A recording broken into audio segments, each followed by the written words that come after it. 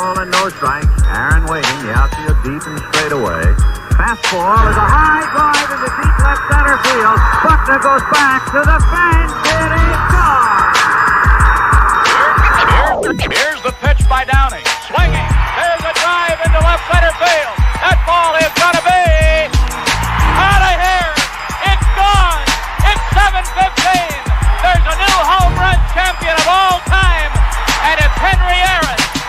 The fireworks are going. Wilson's going to lob one, and somehow, some way, Paul Richardson comes up with the ball. Did you see that? He hit Steve Brown with what looked like a karate kick. So that's why they marked it 2 yards away. They faked it, though. It's a direct snap, and now it's thrown downfield, and inside the 45-yard line, it's caught. Caught at the 40-yard line. There's a flag down. What up, what up, what up? Welcome to Capping with Kev Mack. I am your host, Kev Mack, and my co-host, GoYungDJ, will be joining us shortly. October 13th, I'm trying to set something up with, you guys know Juju, the baller from the ladies team, the USC Trojans. I'm trying to set something up with some people very close to her that know her well and talk some female basketball with some females, y'all. So be looking for that October 13th. Hopefully everything goes as expected. But we'll see. You never know. Still trying to get this channel up and going. Still need 2,000 watch time hours. We're a long way away from that, but we already reached the goal of 1,000 or more subscribers. You know what? I didn't say Juju, though. I said they're surrounded by Juju. Now, if Juju comes, that'll be a plus. But I'm not promising no Juju. But yeah, like possibly Juju's mom, possibly Juju's mom's teammates.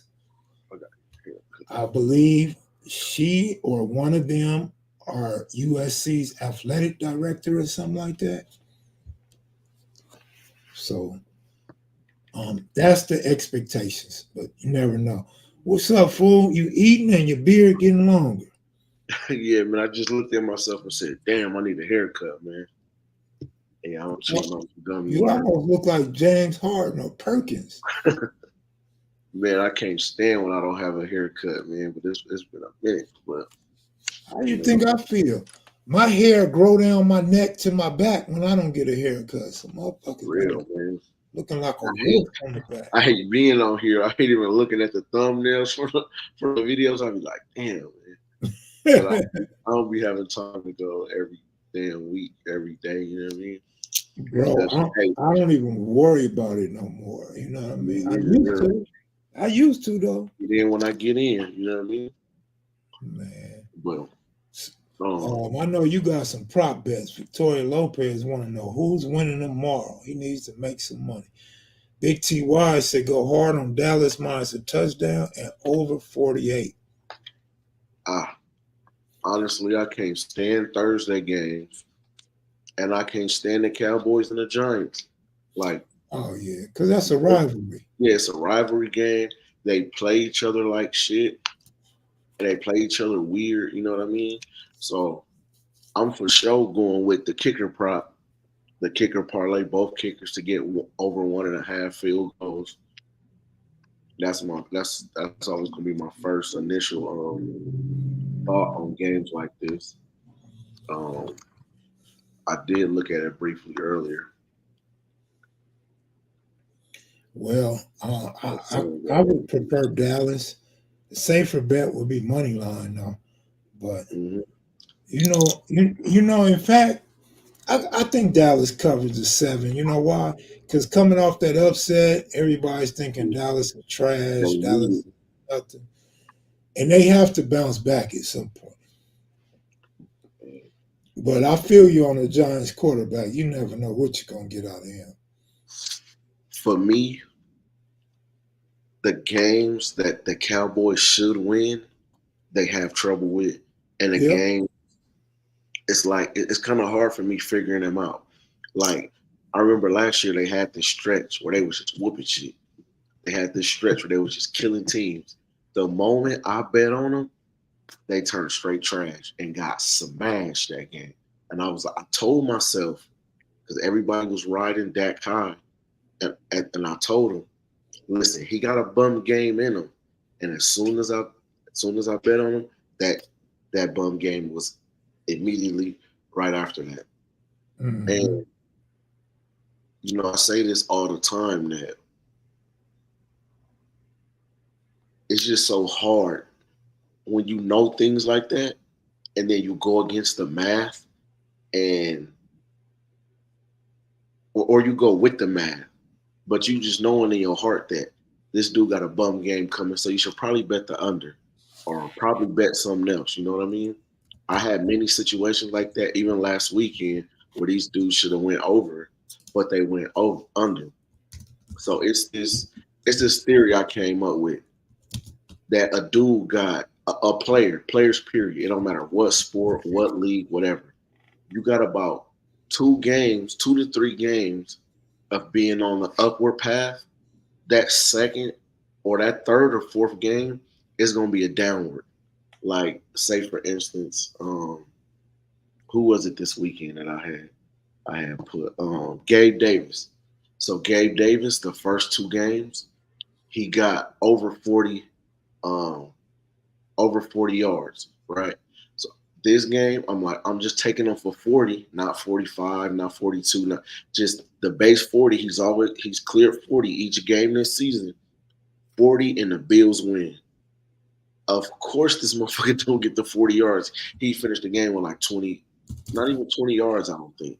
You know what I mean? So it's hard to go that way because you're going against math. And I bet with math. You know what I mean? I go with math. But even me looking at the numbers, I'm like, he got an off game coming.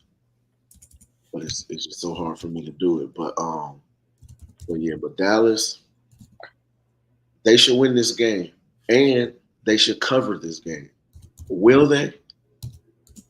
We don't know. You feel me? And that's why I stick to a lot of prop bets, because the team that's supposed to win is not always going to win. And the team that's supposed to win and smash the other team is not always going to cover.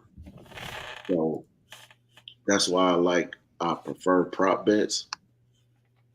And, because we don't care who wins. We don't care who wins. We don't care who cover, who don't cover. We just need the player that's going to step up and do what they're supposed to do.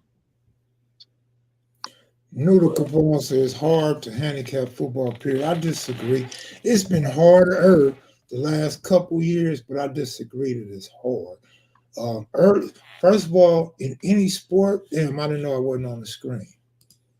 First of all, in any sport, when the season first starts, it's always hard. It don't matter what sport it is. Players got to find their way. Players got to gel with playing with each other. Quarterbacks need to know what receivers are getting open, who got hands, who they can trust the most. Offensive coordinator got to know if their strength is running or passing.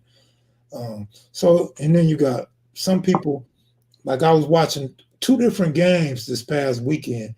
There's players, I think one was on the Chargers and one was on the Ravens, and then you got the boy on the Jets. These dudes are coming off injuries.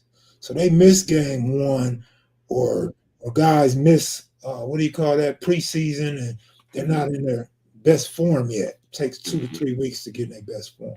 But the good thing, this is what I learned this when I was real young. I probably was 21, 22 years old, my second or third year gambling in Vegas. I learned that early in the season is when you get your best odds, because the odds aren't one-sided. They're very close. And a lot of times, not always, but a lot of times, and you can do your research, teams that were good this year are going to start off good next year. But unless there was a fire sale, teams are usually going to be decent the following year as well. So you can get good odds, especially in baseball, because baseball, you're really betting on the pitcher most of the time anyway. So you can catch pitchers that you know are good. You have to know the pitcher, though. You can't just look at his stats. You have to really know the pitcher. and you'll get an advantage. So you win more money in the beginning of the seasons, particularly in baseball. In the NFL and the NBA, I always tell people I don't go so hard those first couple weeks, but the lines are softer. Yeah, But they saw. yeah, the lines are softer, and you could really smash them if you got a smash spot in them first couple weeks. Like you could kill them, but you have to really know what you're doing and know what you know looking at. It depends on the bet. You know what I mean? And we also got to factor in with football. We got one less preseason game now, and I think that's kind of affecting the start of the season and affecting chemistry. You know, we used to having 4 preseason games. You know, so I think that helps teams get into rhythm, and you know what I mean. I think not having that is kind of affecting the way they playing. You know, starting off on the season. So, 2-3 games in, you kind of, don't go too crazy. But you know what I mean? It gradually, as the season goes on, the teams get better, so it's easier to bet, but the lines do get harder throughout the season. As the season goes on, they get tighter. You're gonna see a lot of close lines. You're not gonna see as much line movement. You're gonna see some, but it's not gonna be like big line movement and stuff like that for the most part, without an injury or something like that. But you know what I mean? You just gotta know what you're looking at. Sports betting is not all about picking who you like. 50% of it is reading the lines and know what the lines mean that you're looking at. You know what I'm saying? Like, it's certain lines that I see and it could be like, this is too high. You know what I mean? Smash the under. Or this is too low. You know what I mean? Smash the over. But also as the season goes on, you have your favorites. Like, I'm a dude that bet on like consistency. You know what I mean? Like, I got my favorite things. Excuse me. And I don't, it's not that I stick with them, but you know what I mean? I ride with them, especially if the line is not changed. Like, I've been saying this for every week, and I'm gonna keep saying it. I'm gonna keep telling y'all, Cam Ward has got 3+ touchdowns every single game. His passing touchdown line it started off at 1.5, and now it's at 2.5 for like the last couple games, and he's getting it every game. You feel me? So I've been posting in the Discord too, and every week it done hit. This dude had what he had last game, like 4. The game before that, he had like 5 touchdowns, and they play on Friday. They play like is it Virginia Tech they play?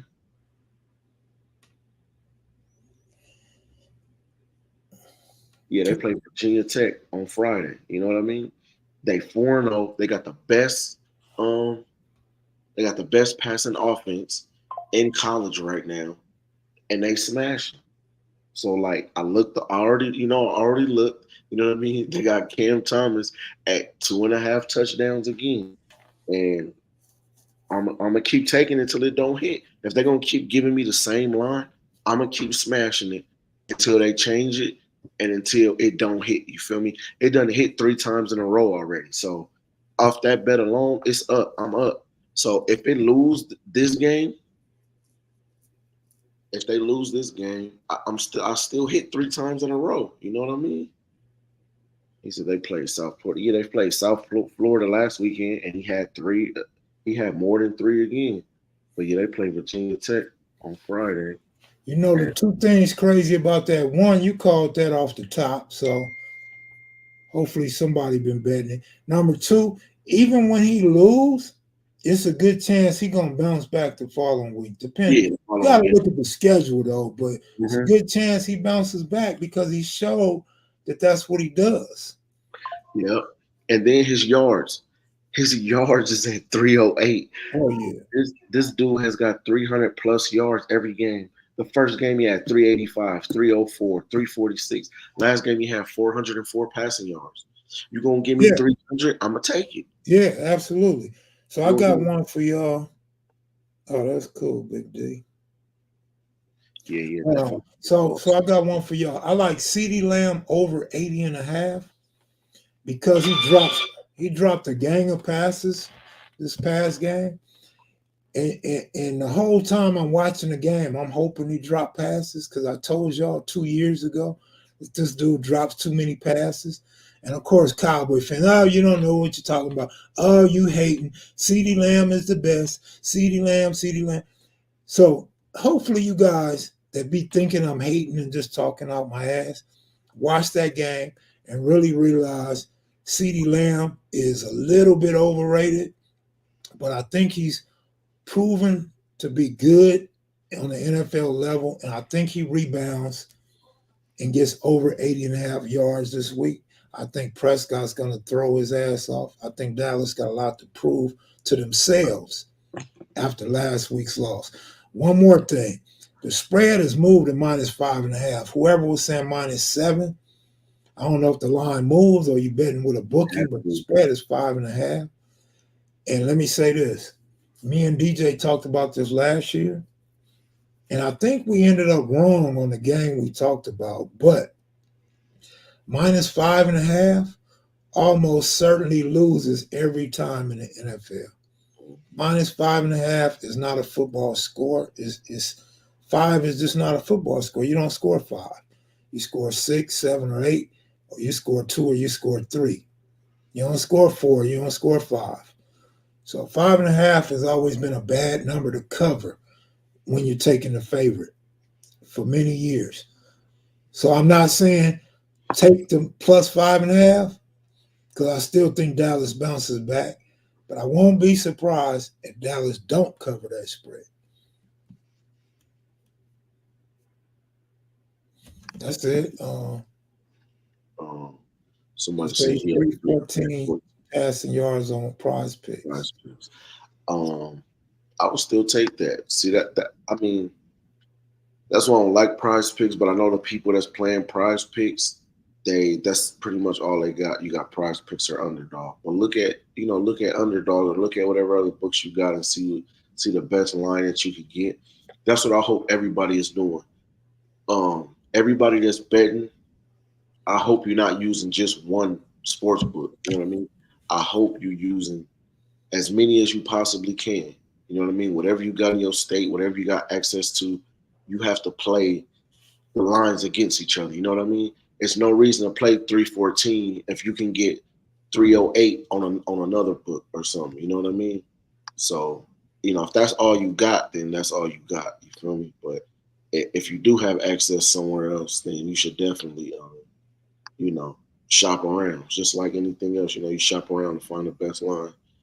Because, on FanDuel, he had 308.5.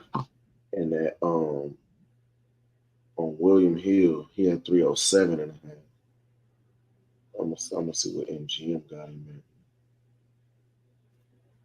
But either way, I would take. You think Cam Warren can average 3 TDs per game in the ACC?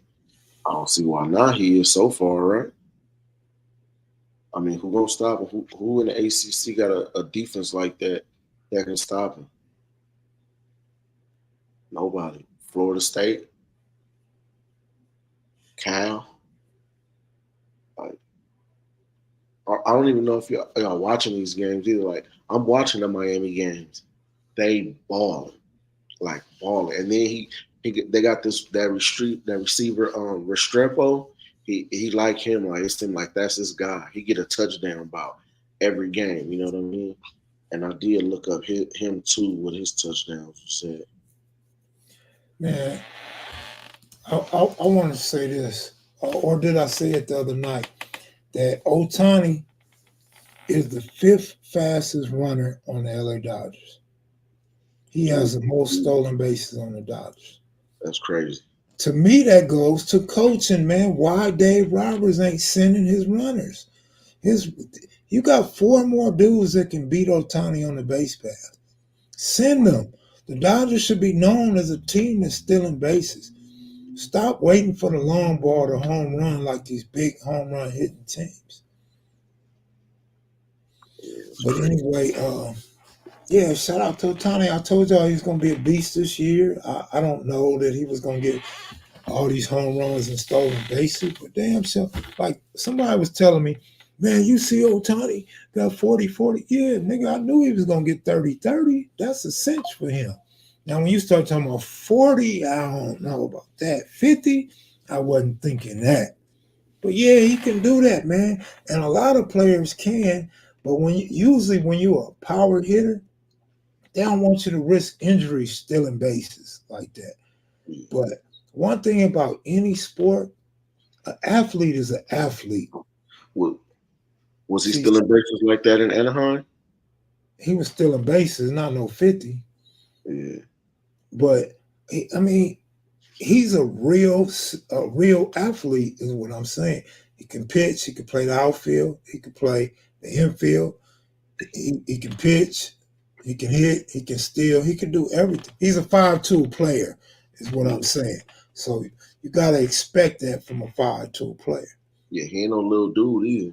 No, I ain't no little dude. So for him to be stealing bases like that, it's like he doing his thing, man.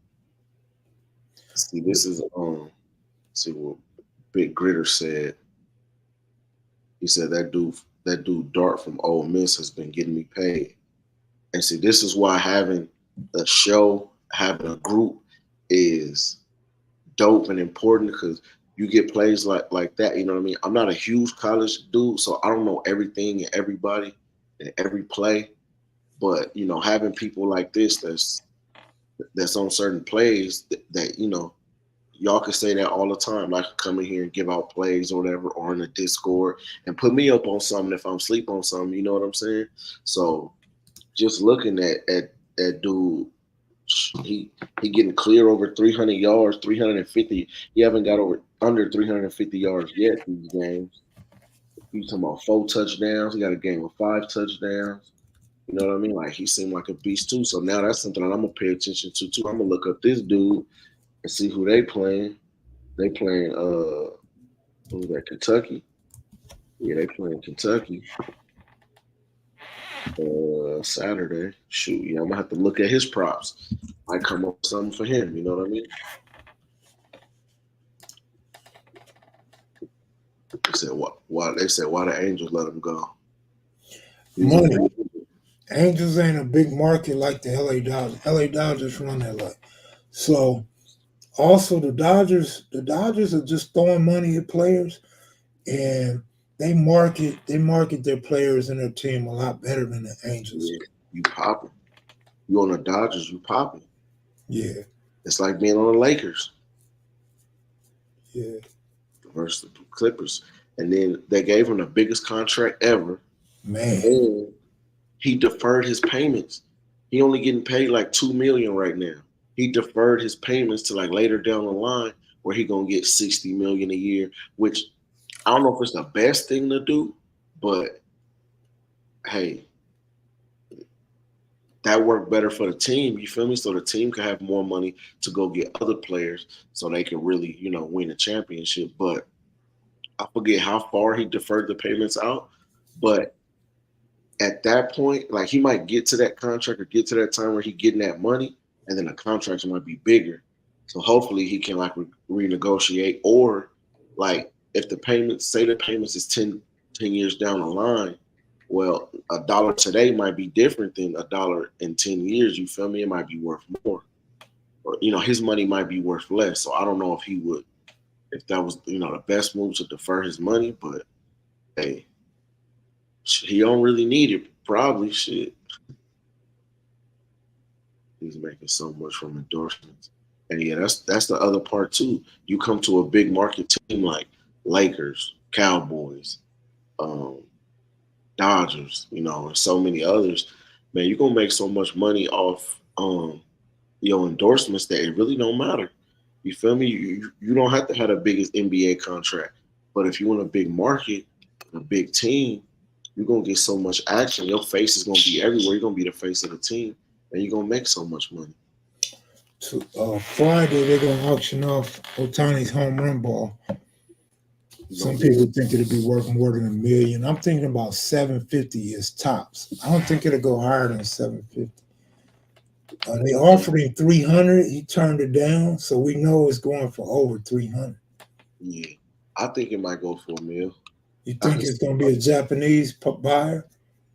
Nah, I think it'll be LA. Somebody in LA. I don't think so, man.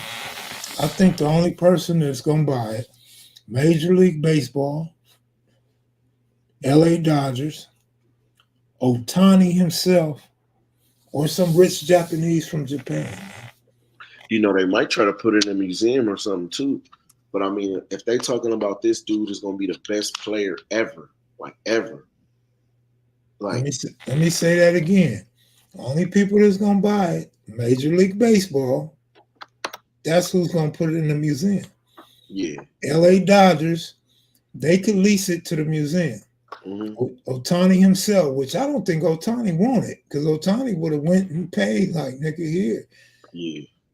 But the rich Japanese, they follow this dude Otani And around the worship. world, man. Yeah. His baseball cards are worth a lot of But money. yeah, but you got dudes that collect baseball cards. You got Yeah. millionaires. You got tech millionaires. You got people that's gonna look at that as an investment.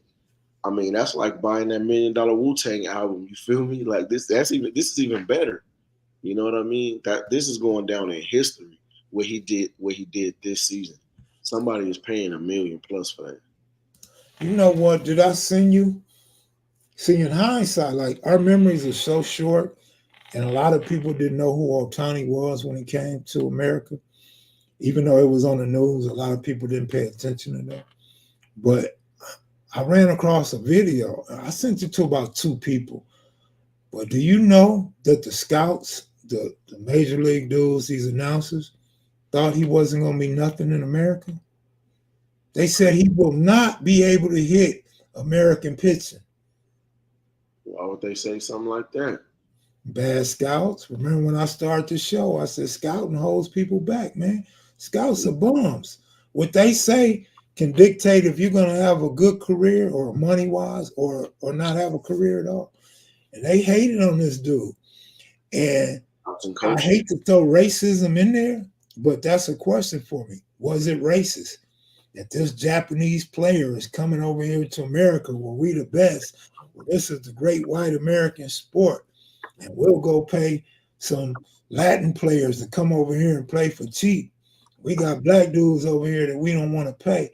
But you guys ain't nothing in them other countries. I mean, that could be part of it. I don't know. I'm not saying it is, but that could play a part. Yeah. But yeah, they was having conversations that this dude wasn't going to be any good in America, man. Yeah. He a beast. Like I said, if they talking about he going down as the best in history, like they talking better than Babe Ruth. You know what I mean? So this dude, you buy that ball for $1 million, it's gonna be worth $2 in a couple of years. So it might go for $1 million. I was thinking 750, but since they auctioning it, it has a chance to go a lot higher. yeah, and the dude that caught the ball is smart. Look, he probably ain't got 300. He probably never seen 300 before, but he knew like, nah, I'm not gonna. He gonna maximize and try to get the most money he can. You feel me? Like, man, that's a blessing right there. You can go to a baseball game and just change your whole family's life. He probably spent $100 on that ticket, 100 and some change or something at most. Let me say this. I bullshit you not, homie. I am not lying to you, brother. Jeremy Lin was so overrated, bro. I would tell all my Mexican partners and my Filipino partners, because the Filipinos love him. Mexicans just low-key, indirectly, I ain't gonna say hating on blacks, but be wanting people to do better than black, right? Yeah. The Great White Hope. I would have these basically racist conversations. They would say, Kev, you being racist. I'm like, Jeremy Lin is so overrated. I'm like, he won't be around in years to come. And they just thought I was crazy. And boom, look what happened. So no, Otani will not be anything like Jeremy Lin, my brother. Nothing at all. That's crazy. They said, I hope he fall off. Like, boy, that's some hateration right there. He said he don't fall off. Oh, my bad. Shit, my bad. I thought he said, I hope he fall off. You feel me? That's what I had read. I didn't receive it. My bad. To me, Noodles just gave Jeremy Lin some props. But yeah. I feel him. He's saying don't fall off like that. Don't fall off. My bad. I thought he said I hope he fall off. But yeah, Jeremy Lin, people got to remember, Jeremy Lin had a stretch. He didn't have a mind you. He came from the Lakers, where he was playing with Kobe, and then him and Kobe kind of get into it. You know what I mean? Then he goes to the Knicks. So he had that playing with Kobe, and obviously, he takes that over there, and they give him the opportunity because remember at that time, Knicks was trash like they always been. You feel me? They just let him do his thing. He caught a spark. He went crazy. You feel me? Like you said, anytime is anybody else, another, race, black people dominate the sport so tough that they looking for the great white hope. They always hope somebody knocked out Floyd or beat Floyd. They looking for somebody, not that it's a bad thing. It's just it's more attractive to selling the sport to other people. You know what I mean? So I could respect them coming up, for their boy, you know what I mean? But he had a stretch, like they were overhyping it. He was doing what he was like. He was doing this thing, you know what I mean? But the Lynn sanity, like, dude was just, you know what I mean? Like they didn't. I don't even think they went to the playoffs that year. Like, Man, that dude wasn't even a starter. So for one, I knew if he was all that, he would have been starting earlier. He had a good year, I think, with the Rockets. And it's hard to argue with it. He was exciting. He was this new good player in the league. But certain matchups, he would be exposed, and he exposed himself. And I think he did good for a couple of years, but he fell off quick like I expected. And I'll take nothing away from him other than he was a little hyped up because he wasn't American. that was before he became a Laker. Yao Ming, no, I liked Yao Ming because he had this good attitude. Listen, And he really went out there and played. Yao was so slow though and couldn't jump for shit. So yeah, he was big goofy, He didn't have his motor skills down. He didn't have the mechanics, but he had size. You know what I mean? he had size. And then, his wingspan was crazy. He made Shaq look regular. You know what I mean? Like, yeah, dude putting his arm out like that. His wingspan was crazy. He should have had more blocks than anybody.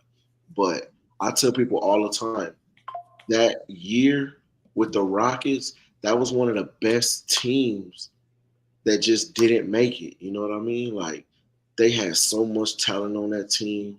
You had Yao Ming. You had one of my favorite players, Tracy McGrady. They had Battier. They had Scola.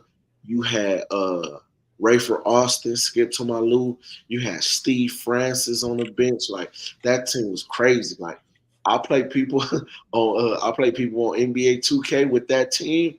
I smash everything. You feel me? Can't nobody beat me when I'm playing with them. You know what I mean? I told my cousin up a couple weeks ago with them, like, man, you got Yao in the paint. You got T-Mac can do everything from dunking on people to mid-range shots to three-pointers. You got Rayford Austin that can dribble, deliver the ball wherever, and you got shooters. You know what I mean? So that team was just crazy. They should have went way farther. They should have contended for the title that year, but they just couldn't get over the hump. Plus the Lakers was doing their thing at that time. Yeah, man. And T-Mac was always been one of my favorite dudes. Man, I remember watching the game live where he scored 13 points in 35 seconds. Mm-hmm. I cannot believe that. And I'll never forget watching that live, man. It was like, I was like, man, this dude is the truth, man. He just went crazy on him, man, and came through and won the game for him. 35 seconds, 13 points, man. Crazy. Yeah, I liked those Stevie franchise. He was cool. Yeah, he was cool. But to the brother, I think it was Moses. What's his name? Moses. Rob Moses. He said he give other coaches their respect if they're good. I do too. I just like a good player. Look, in football, I liked a lot of good white quarterbacks. You know what I mean? I like Steve Largent, a white wide receiver, Seattle Seahawks, number 80. I like some of them white hitters on defense that play safety, Lynch, and yeah, I do too. And in baseball, come on now, I love all these Latin players be balling, man. Shit. Only I don't like a bum ass Latin pitcher. Like, nigga, get your ass back across the border. How the hell did you get here in the first place? It was a dude named something Perez, Carlos Perez, that pitched for the Dodgers. Straight bum, man. He was candy. And I used to be like, man, this dude they need to get rid of this dude. I don't even understand how he was in Major League Baseball. You could have let anybody come up from the minors and take this guy's position. He was a bum. But come on, man, you got Puerto Ricans, you got Colombians, you got Dominicans. Dominicans, Man, come on, man. Cubans, You got dudes balling, man. Yeah, I see. A lot of times, especially in sports, I use a person's race to identify that person to the person that I'm speaking to, or sometimes it helps me, just communicate to y'all. But really, I'm about good players and bad players. That's really all it's about. Like that old, like I love Singletary, but you can't take nothing from Urlacher. These Sean Green, what's his name? Green. I forgot Green's first name. Played for the Rams and the Steelers. Green. You know what I'm talking about. Somebody in here know what I'm talking about. Green. He played for the Rams and Steelers. On defense. Kevin Green. You might be a little young, DJ. He was. Yeah, I'm about to say it sound like before my time. Yeah, he was a beast. Urlacher was hard. Gastineau was hard. Like I said, a lot of white quarterbacks, a lot of good white tight ends. Oh boy, on the Chiefs is good. Yeah, Travis Kelce. Yeah.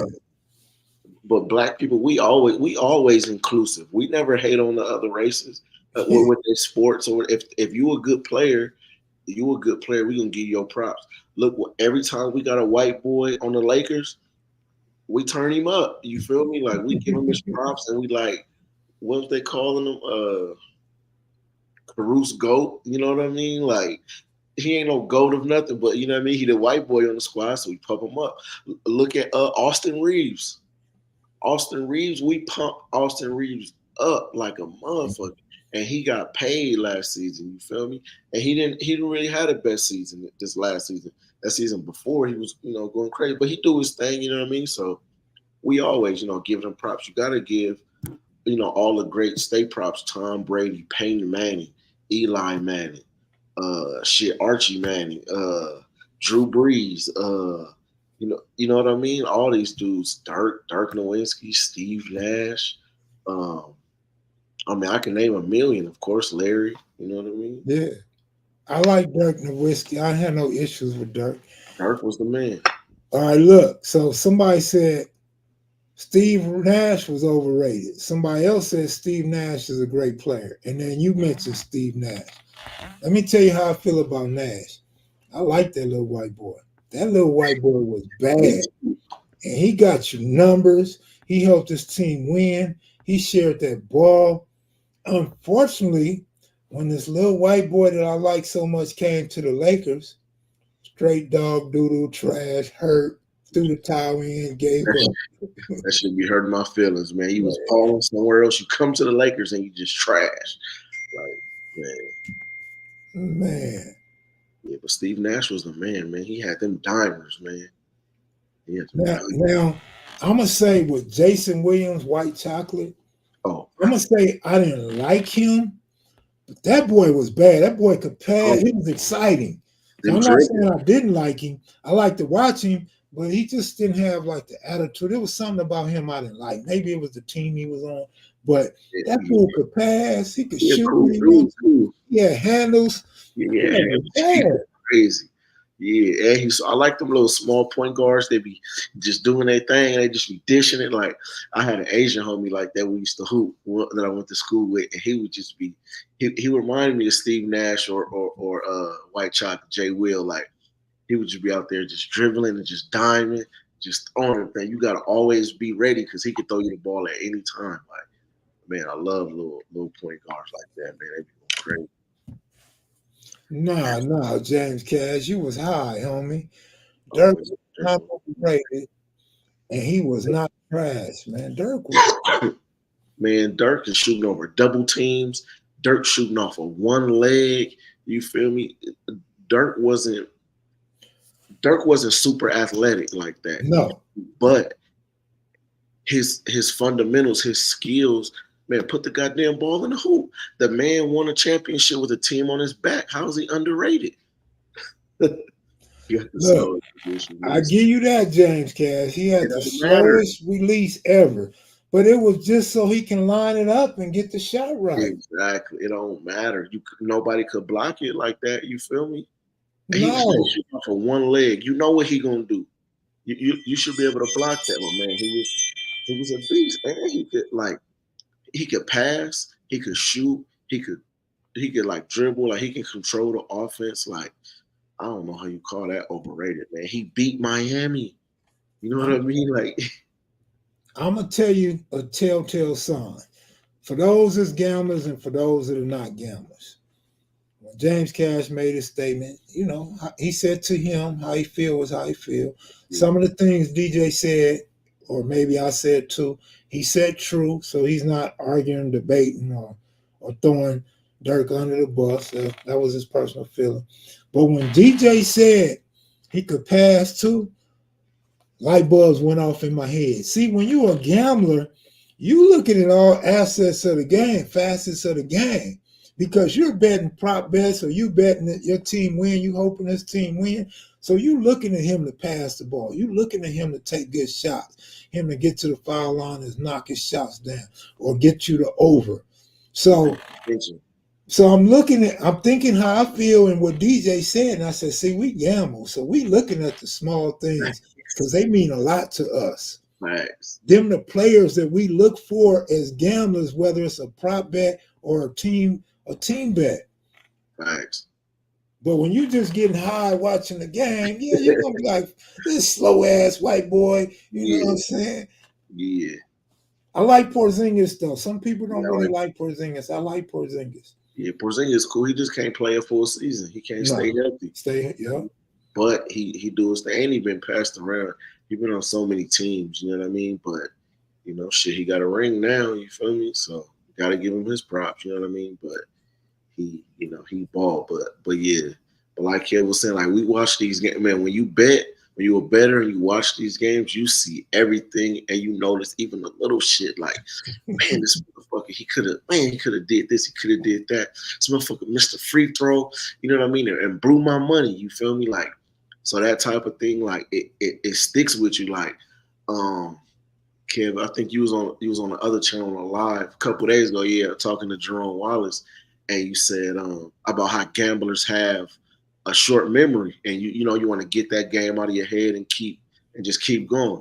But I don't think I have that. You feel me? Because I remember everything, and I dwell on it for a long time before I let it go. But watch this, and I've mentioned to you a few times you got a good memory, so ain't no question about that. But I could go back to our live and find it and clip it for you. You was like, who did they just play? And we both was like, I don't know. Yeah. Forgot already. It'd be 3-4 days, and we forgot who the hell somebody just played. So I don't mean like overall, but there are situations we forget. Yeah, no, we forget. So we forget stuff like that at the games, but I'm talking about I don't forget what the motherfucker did to me that lost me my money. Yeah. You know what I mean? When a dude miss a free throw and blow me my money, I'm hot, and then I'm like, I ain't messing with him no more. The next game, he go and hit. So that's why it is best to have a short-term memory. Yeah. I'm saying I need to be better at that because I slack off because I get in my feelings because this dude messed my bet up and lost me money when what you should do is just double down the next game. Exactly. You know what I mean? If you 9 times out of 10, if you double down that next game, you're going to get your money back. Plus what you would have won, you feel me? You're going to be up because he just messed up that game. You know what I mean? Just go to the next game. I forgot I was just looking at somebody, and I was like, the motherfucker just fucked me on that game. But then the very next game, they go out and hoop, you know what I mean? And get exactly what I needed that previous game before. Well, common sense just tell you well, man, if it's a pattern in that, just double down and then you will be up. But it's hard not to get in your feelings with stuff like that because when they kill your bet, man, I'll be like, fuck. All right, let me ask you a question. Because you're conservative and I'm gonna say you're smarter than I am when it comes to money management. I'm just disciplined. Discipline. All right. So let me ask you this question, and hopefully this helps somebody that's watching, or maybe we revisit this conversation at a later date. But so if you lose a bet and you knowing you should double up next time around, say you double up next time around and you lose again. Do you triple up or are you done with that player? Nah, what you should do is triple up or quadruple up. What I'm gonna do, I'm gonna probably be done with that player, and I shouldn't do that. That's wrong. I should just, you know what I mean? I should just bet it again. You feel me? Because eventually he gonna hit. It's like if you take LeBron for 25 and then he end on 24 or something like that. You're gonna be like that. You know goddamn well LeBron gonna hit. LeBron gonna get 25, 30. He gonna go over that. You feel me? So yes, you should double it down or triple it down. Like you should keep going. But that's why your bankroll is so important. That's why you can't be just throwing your bankroll around, just betting it on frivolous thing. Like if you do it like that, you will be up. You will be up at the end of the week, the end of the month, the end of the season. You're going to be up if you could do that, if you could sustain that and not blow your bankroll. All right, I got a couple of things to say about this. The way I gamble, and you know this, but if I lose a day and I double up on the next time, it's a good chance I'm broke now if I lose twice. Yeah. But when I had the bankroll, I would go 3 times. 4 times, no. So I would go that extra mile, but I'm not going 4 times. After the 3rd time, I'm like, I struck out, man. This fool. Now I'm start calling you garbage and all that shit. But the reason why I ask you, I got a good friend, homie. At least he was a good friend up until recent years, named Bebe. Bebe was Tyrese's manager. We grew up together. He was, we was in the game together and all that. We went to school together. He was like you in life, period. He was a gambler, but how he attacked gambling, he also lived his life that way. So he was very conservative with his money. He didn't blow his money. He didn't throw it away. The same way. He would stop it too. And that's why I asked you that question. If he looked like on the dice, he gonna fade you. If you hit him, he gonna fade you again. He ain't gonna let you beat him 3 times. He gonna be like, he gonna back up. Yeah. So that's why I asked if it's a conservative thing, because you could really get broke chasing a bet like that. You could. That's why I said, it's about the bankroll. Now, the second reason why I asked that question, the Chicago White Sox are the worst team in baseball. And I mentioned this a couple nights ago. Well, guess what? The Chicago White Sox just beat the Angels 2 days in a row. They play the 3rd game tomorrow. So this is the game the Angels should win. So if we missed it, now is a good time to take the Angels. If you bet the first 2 games and lost, I think you have to go this 3rd time around because it's hard to sweep in baseball. And it's the worst team in baseball. Yeah. But it is a different dynamic too because it's the end of the season. Yeah. But neither one of them playing for shit. The White Sox was just playing so they don't break the record for the worst losses ever. The Angels, if you watched the game the other night, Angels actually had the game won. The Angels was winning 1-0. It's crazy. And then they gave up 2 runs in the ninth to lose the damn game. I had a method like that with basketball, right? So the Detroit Pistons was the worst team that we done seen in a long time. So every game, I think I was sending you these bets. I would take Jalen Duren for a double-double because he would get 10 rebounds every game. So I would take Jalen Duren double-double and the other team money line. And pretty much that would get me good money At the beginning of the season, it was like plus money, and then I would it would get like lower. Sometimes I would add other things. I would add a big favorite or something to it. But literally, that was good almost all season because they was losing so many games. I think they had hit the record for losing the most games last season. And so I would bet his double double and then bet the other team money line, and it would every game hit.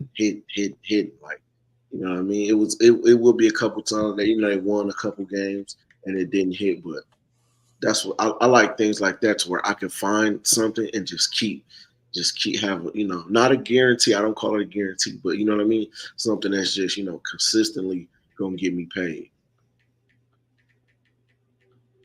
And also with WNBA, you know what I mean? There's certain plays in WNBA that I play, especially when the line change, or the line is too low. It's certain things, certain prop bets that I know is like, good hitters. But a WNBA betting is not for the weak, boy, because they will really, you know what I mean, just destroy you sometimes. And it will really have you calling them out their name, boy. I ain't lying. That WNBA betting is not for the weak, but it be some bangers, you know what I mean? I gave out today a good one. I don't know if anybody took it, but man, it's a banger. I want to show it real quick. I just text my nephew.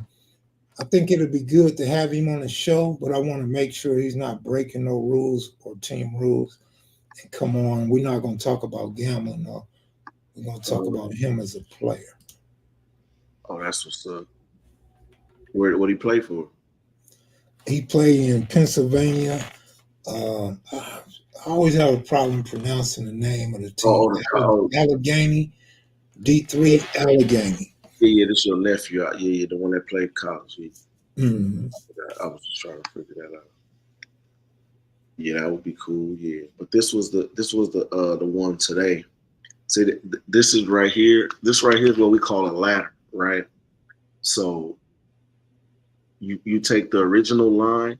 The original line is 22.5. Now, mind you, this girl had 38 the first game. You feel me? So she scores 38 on the team. Mind you, the Phoenix Mercury is not like that. You feel me? Like, I don't even know how they make the playoffs. Like, the WNBA, their whole format is different. You know what I'm saying? They only got so many teams. They don't have a bunch of teams. Excuse me. They don't play a bunch of games. You know what I mean? So their little format is different. They had a losing record and still made the playoffs. But so a ladder is you take the original line. So her original line is over 22.5. Like I said, this is the second game of the series. And in the first round of WNBA series, the games are the best out of 3, meaning you got to win 2 games. Whoever wins 2 games first, that's who advances in the WNBA first round. The second round is the best out of 5. You know what I mean? So the first game at home, she scores 38. You telling me she scores 38 and you're going to give me 23?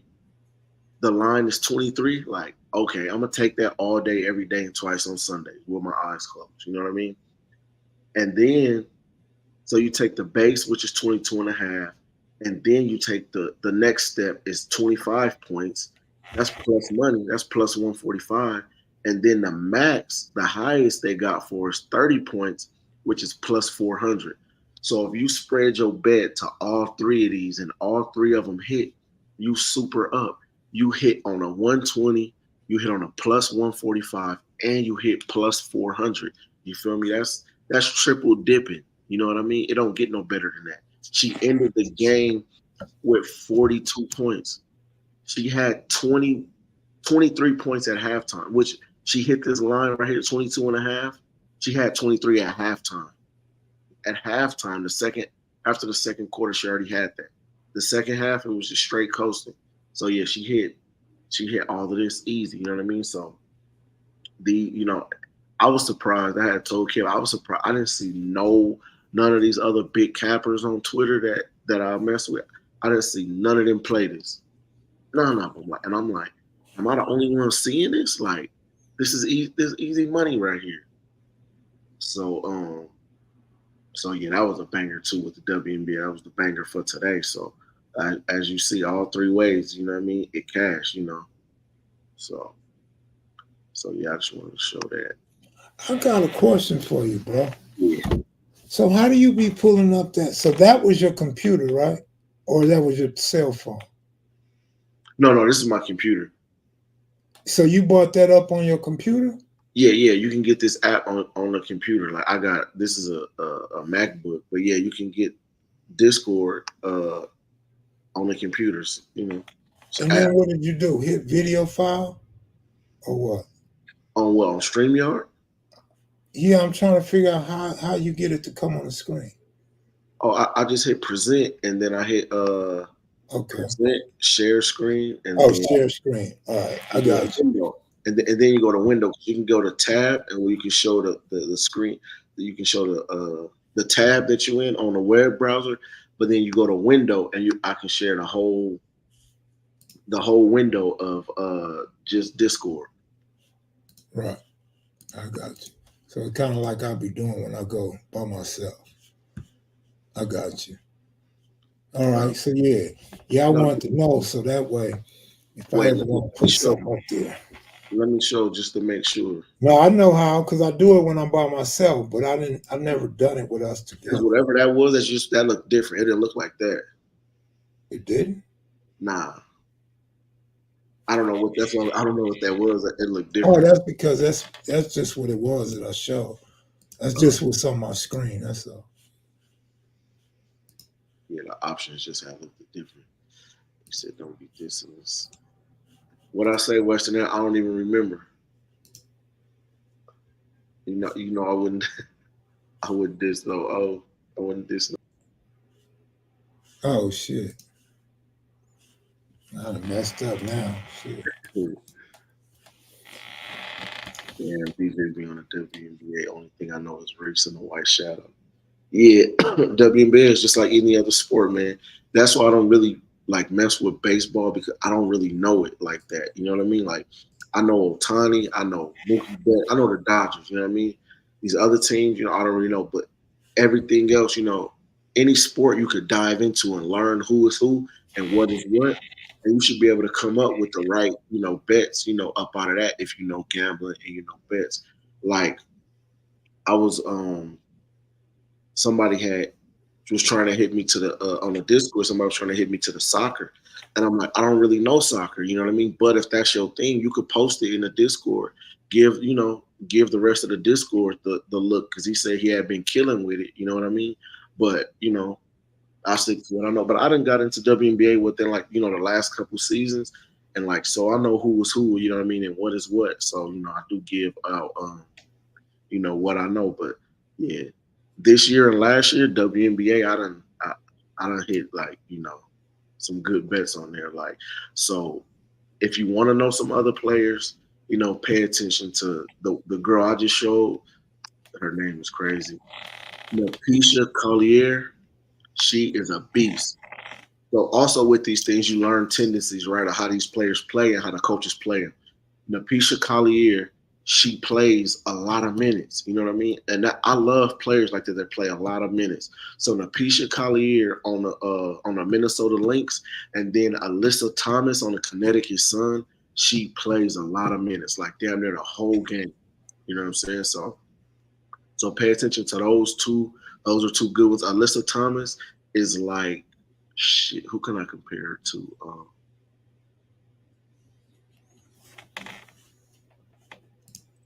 Who would I compare her to in the NBA? I would compare her to. I want to say Russell Westbrook because she good for like triple doubles, double doubles. She out there trying to assist. She not necessarily trying to just score crazy all the time, but she is she focuses on like assists. Like you can take her assists a lot of times. Her assists, her rebounds. Like the last game, she had a triple double. This game, she had a double double. She scored like 16 and 10 assists and like 6 rebounds. You know what I mean? So she just like all around. You know what I mean? Maybe like a Draymond. You know what I mean? She may be like a Draymond that I could, compare her to. And then you got. You got.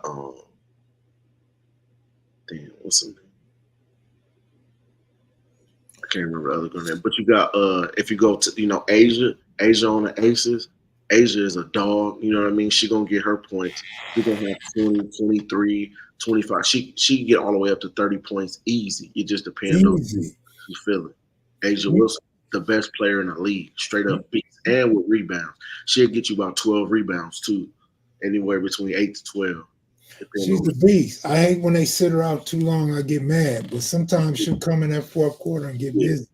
Sometimes she just relaxed, but she already got her points and everything. Yeah. So you also start to notice these coaches' rotations. You know what I mean? Like I noticed that Asia Wilson plays the majority of the first quarter. She damn near pretty much gonna play all the 1st, but she gonna come in. Hopefully, she gonna come in at least midway through the second. You feel me? But it just depends on the coach. Sometimes you get caught by the coach because the coach you be like, damn, put her in. Like what the hell? Like put the player in. You know what I mean? So that's why a lot of times I like to go for players that I know got the green light. You know what I mean? Like Odom said, Fee, she got the green light. That's Napisha Collier. If you watch these games, you can see how much her teammates trust her. When she's calling for the ball, they will try whatever they got to do to get her the ball. You know what I mean? You see how she moving around, she moving off screen, she cutting straight to the basket. They are looking for her. If she shoot the ball, nobody's like, damn, man, like, nigga, she shoot the ball, whether she make it or miss it, they like, that's their guy, that's their person. I won on Juju a few times last year. The one time I lost was by half a point. And another time I lost, they took her out and left her out basically the whole fourth quarter. So that hurt me. But she's good money, easy money. And when she starts scoring, she really scores. So you can keep, like DJ was telling y'all earlier, like she might be 20 points, 20 and a half. You hit that, and then 23 and a half, you hit that, 25 and a half, you hit that, she good for 30. Yeah, we call that a ladder because it's steps. You hit the 20, 25, 30, 35, you know what I mean? I started messing with her. Well, I'm saying betting wise. I've been knowing who she was, but last year was like a good year for for female college. That was the first time I ever bet on female college and the first time I ever seen that they had props for females in college. So, obviously this is when Caitlin Clark was in the league, Angel Reese, and Juju. And yeah, she was good money because they would have Juju all the way up to 30 points for props. And that's what I'm saying. And she would hit it. Good, you know what I mean? She had like 3 games in a row. She hit over 30. Yeah. And the props was the original bet was low. Yep. So it was low. So you could take her all the way up to 30. So that's what I would do, you know what I mean? And you could take USC most likely to win, you know what I mean, in most of them games. Now I noticed this about Juju. She's not really a great rebounder because she doesn't get position. Yeah. But she can rebound. She just don't get position. What I love about her, about 2 weeks ago, I seen a video of her, and they had a short interview. She's working on her rebounding this year. She says she's going to get more rebounds this year. Yeah. That's her hopes. So now I'm looking at triple-double machine, you know what I mean? At least a double-double. But that's another thing. Like when you're watching basketball, especially when you're watching point guards, I'm watching what they do as a shot go up. A lot of point guards is not going to the rim when a shot go up. Mm-hmm. They get back. Mm-hmm. They either trying to get out on a fast break or they trying to cover the other point guard. Because if the other point guard is not getting out, if they're not going to the rim either, crashing boards, then they're not trying to get beat back the other way. You know what I mean? So you do have certain point guards that will crash the boards. You know what I mean? And really, get them rebounds. But most of them, they're not big on rebounds. See, I watched Juju. And she knows where the damn ball is going. It depends what side they're shooting from. And she knows how to get there, but she's not physical to get in front.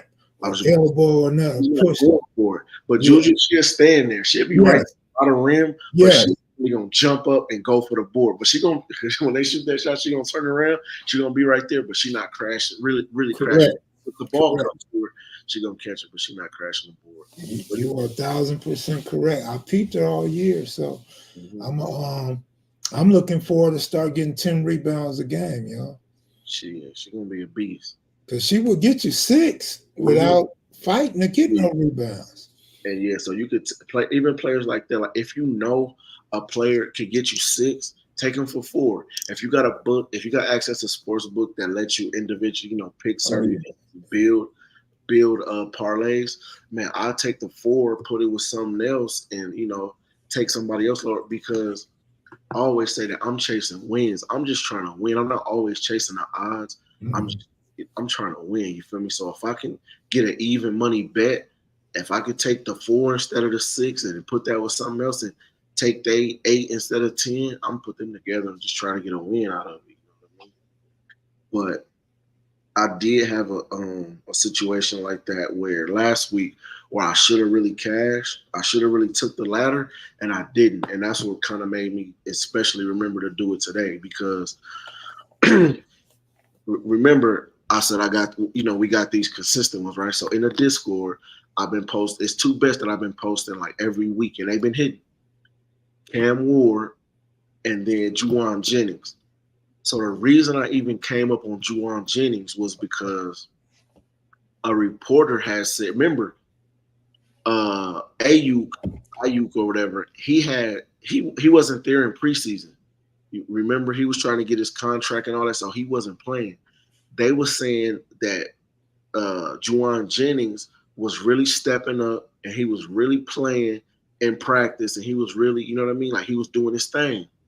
So that's how I hopped on him, because his line was so low. It was like 18.5. They saying that he's been there working with the quarterback, with Brock Purdy, all preseason, and they got a chemistry, and they, you know what I mean? Like it's working for him, you know what I mean? So the first game, it was like 18.5. Boom. So we take that. And I took his live, right?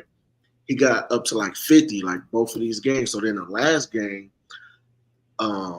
I just took his original line, and I posted in the Discord, took the original line. It hit. It hit, like, I think it hit early too. Yeah, it hit like first quarter or something like that, or second quarter. Man, the man had like 100 yards and 2 TDs.